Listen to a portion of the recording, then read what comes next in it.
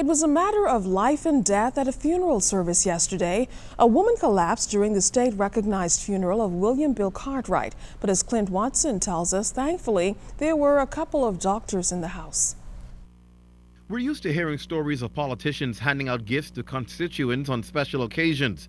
But for one woman, she'll never forget the gift of life she received at the state-recognized funeral for William Cartwright. A team of politicians combined with divine intervention brought her back to life after she blacked out. It was the team effort of opposition leader Dr. Hubert Minnis, Health Minister Dr. Perry Gomez, and Youth Sports and Culture Minister Dr. Daniel Johnson, who didn't think twice to intervene. Myself and two other men lift her to the back of the church. We lied her down on a bench. And when I checked, I realized that there was no pulse, which meant, and I looked in the eyes and I couldn't make a proper assessment of the eye, but in view of no pulse being present, I started doing CPR, cardiac massage. That went on for about 3 to 5 minutes. And while doing the cardiac massage, the Minister of Health, Dr. Gomez, came, and I asked him to keep an eye on the pulse for me because there was no pulse. And the pulse eventually came back.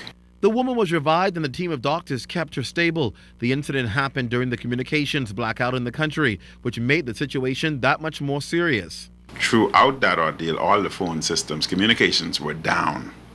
And therefore the police had used their radio to call the ambulance. So if we were in a different situation with no police there, without the radio backup, then the person would have obviously demised because there was no communication. So that shows how important it is for communication to be functional. But there's a lot of lessons to be learned from that. It's a serious consideration for those affected, mostly, you know. And but anytime the vital communications go down, these are the kind of things that might happen. That's why you need them.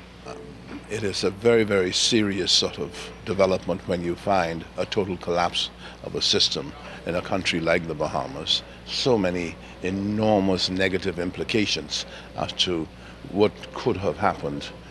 Both Dr. Minnis and Dr. Gomez agree that politics plays no part in times like this one. I'm a physician first, and therefore my medical training would have automatically kicked in.